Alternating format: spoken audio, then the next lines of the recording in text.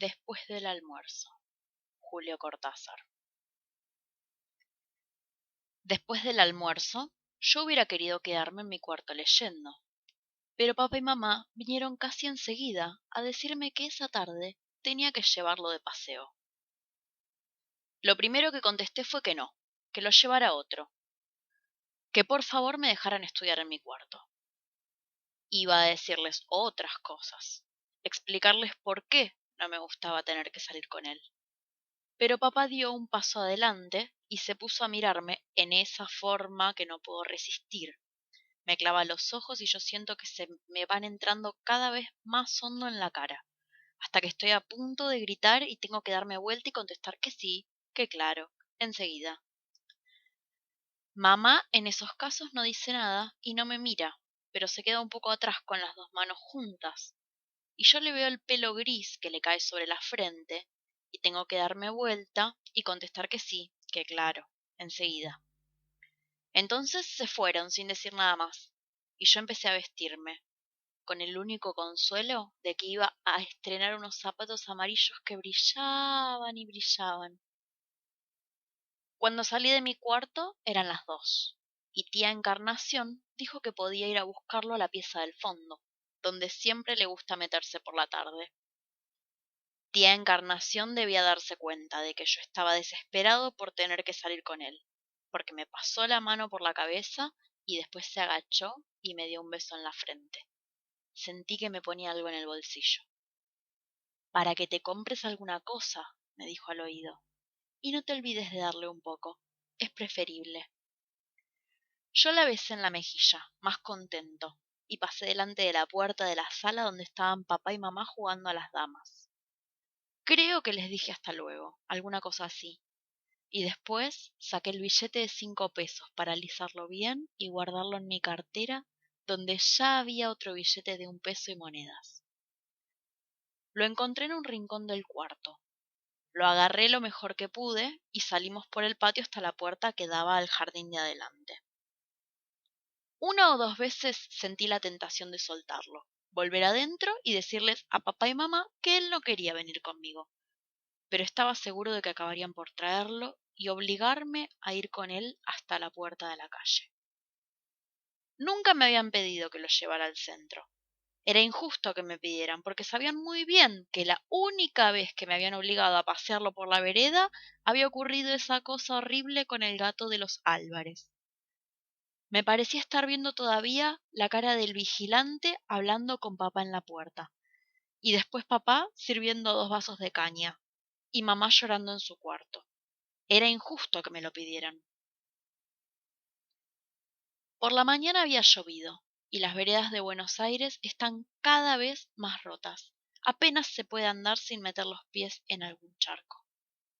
Yo hacía lo posible para cruzar por las partes más secas y no mojarme los zapatos nuevos, pero enseguida vi que a él le gustaba meterse en el agua, y tuve que tironear con todas mis fuerzas para obligarlo a ir de mi lado. A pesar de eso, consiguió acercarse a un sitio donde había una baldosa un poco más hundida que las otras, y cuando me di cuenta ya estaba completamente empapado y tenía hojas secas por todas partes. Tuve que pararme, limpiarlo, y todo el tiempo sentía que los vecinos estaban mirando desde los jardines, sin decir nada, pero mirando. No quiero mentir, en realidad no me importaba tanto que nos miraran, que lo miraran a él y a mí que lo llevaba de paseo. Lo peor era estar ahí parado, con un pañuelo que se iba mojando y llenando de manchas de barro y pedazos de hojas secas, teniendo que sujetarlo al mismo tiempo para que no volviera a acercarse al charco.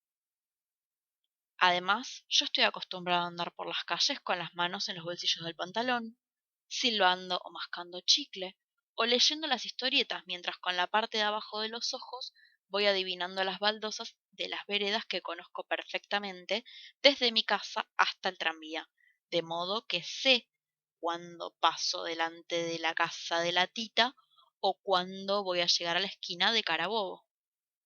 Y ahora no podía hacer nada de eso, y el pañuelo me empezaba a mojar el forro del bolsillo, y sentía la humedad en la pierna. Era como para no creer en tanta mala suerte junta. A esa hora el tranvía viene bastante vacío, y yo rogaba que pudiéramos sentarnos en el mismo asiento, poniéndolo a él del lado de la ventanilla para que molestara menos. No es que se mueva demasiado, pero a la gente le molesta lo mismo y yo comprendo. Por eso me afligí al subir, porque el tranvía estaba casi lleno y no había ningún asiento doble desocupado. El viaje era demasiado largo para quedarnos en la plataforma. El guarda me hubiera mandado que me sentara y lo pusiera en alguna parte, así que lo hice entrar enseguida y lo llevé hasta un asiento del medio donde una señora ocupaba el lado de la ventanilla. Lo mejor hubiera sido sentarse detrás de él para vigilarlo, pero el tranvía estaba lleno y tuve que seguir adelante y sentarme bastante más lejos. Los pasajeros no se fijaban mucho. A esa hora la gente va haciendo la digestión y está medio dormida con los barquinazos del tranvía. Lo malo fue que el guarda se paró al lado del asiento donde yo lo había instalado, golpeando con una moneda en el fierro de la máquina de los boletos, y yo tuve que darme la vuelta y hacerle señas de que viniera a cobrarme a mí, mostrándole la plata, para que comprendiera que tenía que darme 2 boletos. Pero el guarda era uno de esos chinazos que están viendo las cosas y no quieren entender. Dale con la moneda golpeando contra la máquina. Me tuve que levantar y ahora 2 o 3 pasajeros me miraban y acercarme al otro asiento. 2 boletos, le dije. Cortó uno, me miró un momento y después me alcanzó el boleto y miró para abajo medio de reojo. 2, por favor, repetí, seguro de que todo el tranvía ya estaba enterado. El chinazo cortó el otro boleto y me lo dio. Iba a decirme algo, pero yo le alcancé la plata y me volví en 2 trancos a mi asiento, sin mirar para atrás.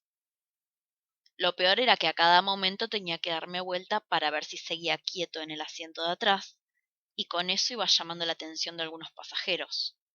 Primero decidí que solo me daría vuelta al pasar cada esquina, pero las cuadras me parecían terriblemente largas, y a cada momento tenía miedo de oír alguna exclamación o un grito, como cuando el gato de los Álvarez. Entonces me puse a contar hasta 10, igual que en las peleas, y eso venía a ser más o menos media cuadra. Al llegar a 10 me daba vuelta disimuladamente, por ejemplo, arreglándome el cuello de la camisa o metiendo la mano en el bolsillo del saco. Cualquier cosa que diera la impresión de un tic nervioso o algo así. Como a las 8 cuadras, no sé por qué, me pareció que la señora que iba del lado de la ventanilla se iba a bajar. Eso era lo peor, porque le iba a decir algo para que la dejara pasar, y cuando él no se diera cuenta o no quisiera darse cuenta, a lo mejor la señora se enojaba y quería pasar a la fuerza, pero yo sabía lo que iba a ocurrir en ese caso, y estaba con los nervios de punta, de manera que empecé a mirar para atrás antes de llegar a cada esquina, y en una de esas me pareció que la señora ya estaba a punto de levantarse, y hubiera jurado que le decía algo porque miraba de su lado y yo creo que movía la boca. Justo en ese momento, una vieja gorda se levantó de uno de los asientos cerca mío y empezó a andar por el pasillo. Y yo iba detrás, queriendo empujarla, darle una patada en las piernas para que se apurara y me dejara llegar al asiento donde la señora había agarrado una canasta o algo en el suelo y ya se levantaba para salir. Al final creo que la empujé. La oí que protestaba. No sé cómo llegué al lado del asiento y conseguí sacarlo a tiempo para que la señora pudiera bajarse en la esquina. Entonces lo puse contra la ventanilla y me senté a su lado, tan feliz, aunque 4 o 5 idiotas me estuvieran mirando desde los asientos de adelante y desde la plataforma donde a lo mejor el chinazo les había dicho alguna cosa. Ya andábamos por el 11, y afuera se veía un sol precioso, y las calles estaban secas. A esa hora, si yo hubiera viajado solo, me habría largado del tranvía para seguir a pie hasta el centro. Para mí no es nada ir a pie desde el 11 a Plaza de Mayo. Una vez que me tomé el tiempo, le puse justo 32 minutos. Claro que corriendo de a ratos y sobre todo al final. Pero ahora, en cambio, tenía que ocuparme de la ventanilla. Que un día alguien había contado que era capaz de abrir de golpe la ventanilla y tirarse afuera. Nada más que por el gusto de hacerlo, como tantos otros gustos que nadie se explicaba. Una o dos veces me pareció que estaba a punto de levantar la ventanilla, y tuve que pasar el brazo por detrás y sujetarla por el marco. A lo mejor eran cosas mías. Tampoco quiero asegurar que estuviera por levantar la ventanilla y tirarse. Por ejemplo, cuando lo del inspector, me olvidé completamente del asunto y sin embargo no se tiró. El inspector era un tipo alto y flaco que apareció por la plataforma delantera y se puso a marcar los boletos, con ese aire amable que tienen algunos inspectores. Cuando llegó a mi asiento, le alcancé los dos boletos y él marcó uno. Miró para abajo, después miró el otro boleto, lo fue a marcar y se quedó con el boleto metido en la ranura de la pinza. Y todo el tiempo yo rogaba que lo marcara de una vez y me lo devolviera. Me parecía que la gente del tranvía nos estaba mirando cada vez más.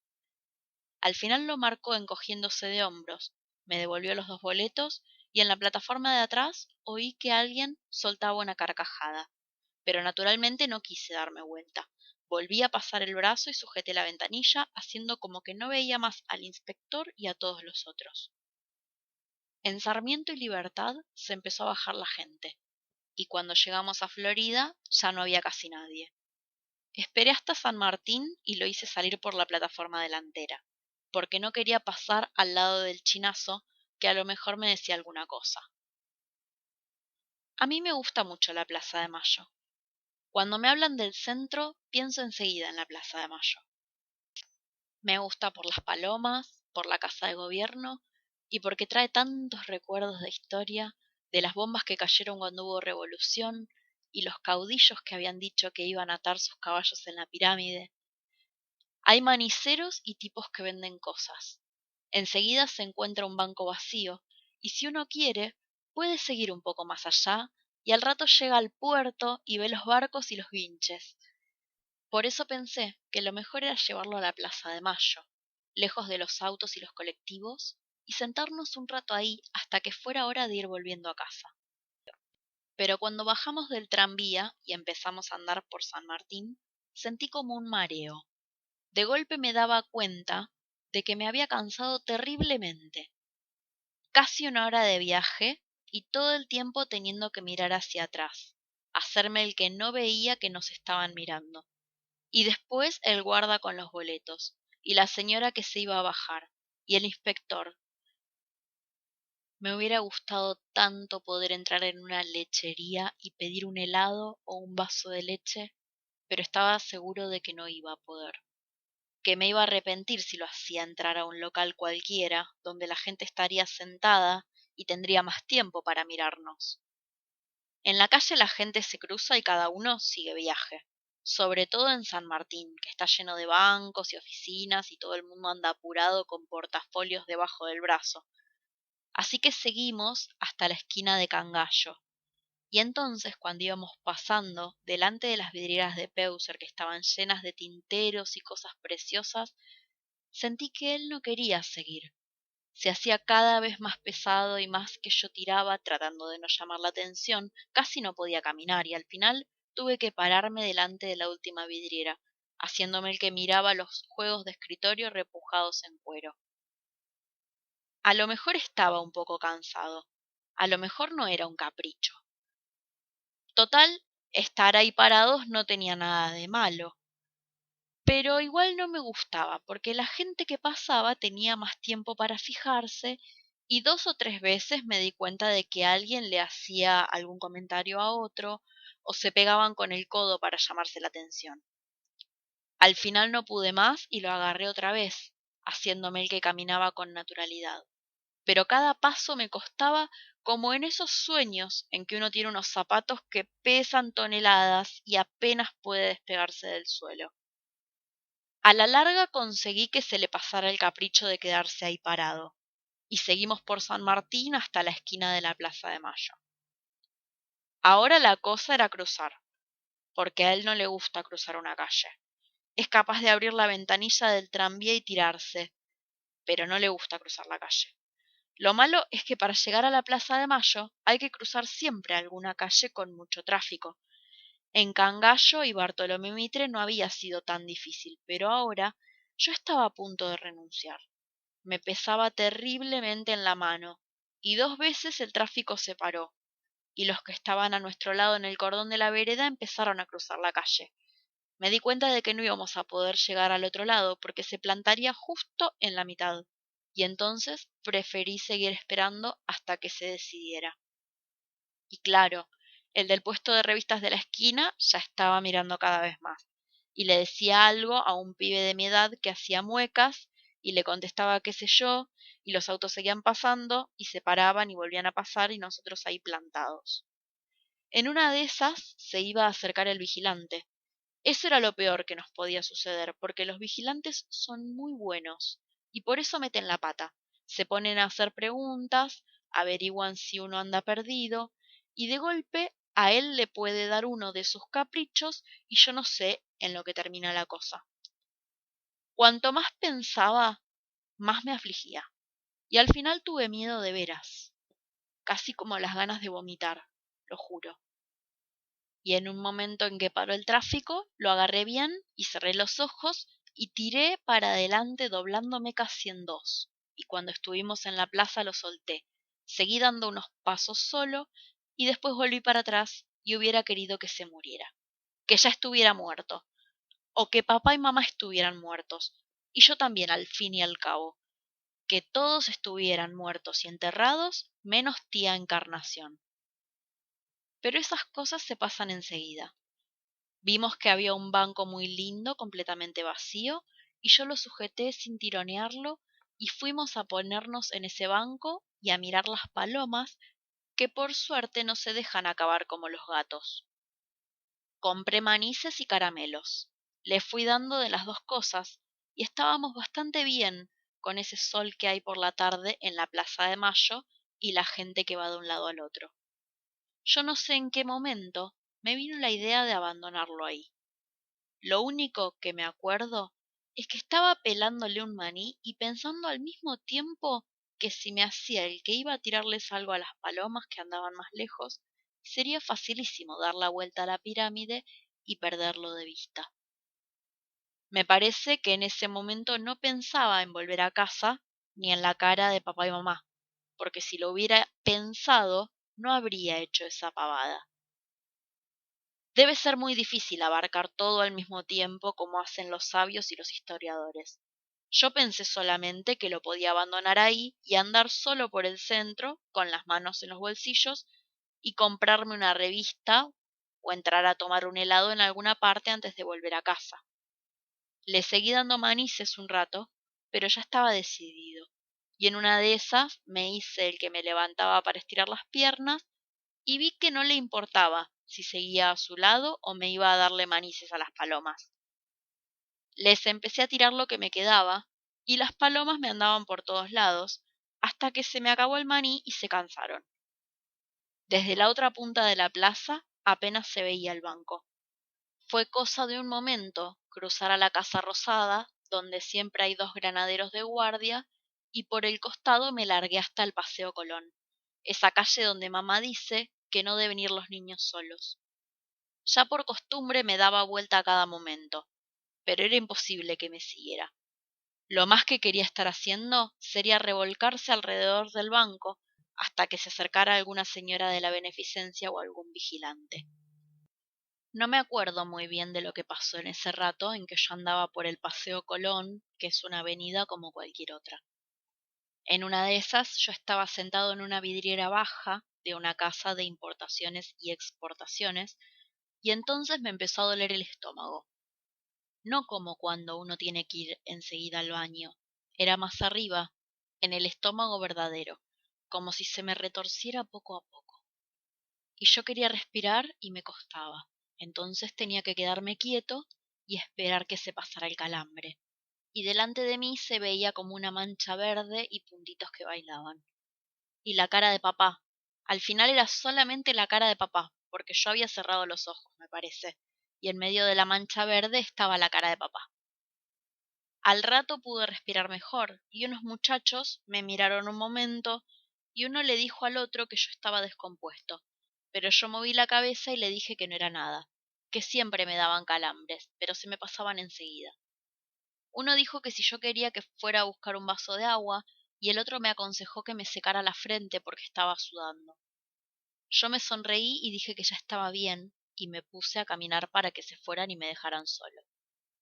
Era cierto que estaba sudando, porque me caía el agua por las cejas, y una gota salada me entró en un ojo. Y entonces me saqué el pañuelo y me lo pasé por la cara, y sentí un arañazo en el labio. Y cuando miré, era una hoja seca pegada en el pañuelo que me había arañado la boca. No sé cuánto tardé en llegar otra vez a la Plaza de Mayo. A la mitad de la subida me caí, pero volví a levantarme antes de que nadie se diera cuenta y crucé a la carrera entre todos los autos que pasaban por delante de la Casa Rosada. Desde lejos vi que no se había movido del banco, pero seguí corriendo y corriendo hasta llegar al banco, y me tiré como un muerto, mientras las palomas salían volando asustadas y la gente se daba vuelta con ese aire que toman para mirar a los chicos que corren como si fuera un pecado. Después de un rato lo limpié un poco y dije que teníamos que volver a casa. Lo dije para oírme yo mismo y sentirme todavía más contento, porque con él lo único que servía era agarrarlo bien y llevarlo. Las palabras no las escuchaba, o se hacía el que no las escuchaba. Por suerte esta vez no se encaprichó al cruzar las calles, y el tranvía estaba casi vacío al comienzo del recorrido. Así que lo puse en el primer asiento y me senté al lado, y no me di vuelta ni una sola vez en todo el viaje, ni siquiera al bajarnos. La última cuadra la hicimos muy despacio, él queriendo meterse en los charcos y yo luchando para que pasara por las baldosas secas. Pero no me importaba, no me importaba nada. Pensaba todo el tiempo, lo abandoné. Me miraba y pensaba, lo abandoné. Y aunque no me había olvidado del Paseo Colón, me sentía también casi orgulloso. A lo mejor otra vez. No era fácil, pero a lo mejor, quién sabe con qué ojos me mirarían papá y mamá cuando me vieran llegar con él de la mano. Claro que estarían contentos de que yo lo hubiera llevado a pasear al centro. Los padres siempre están contentos de esas cosas. Pero no sé por qué, en ese momento, se me daba por pensar que también a veces papá y mamá sacaban el pañuelo para secarse y que también en el pañuelo había una hoja seca que les lastimaba la cara.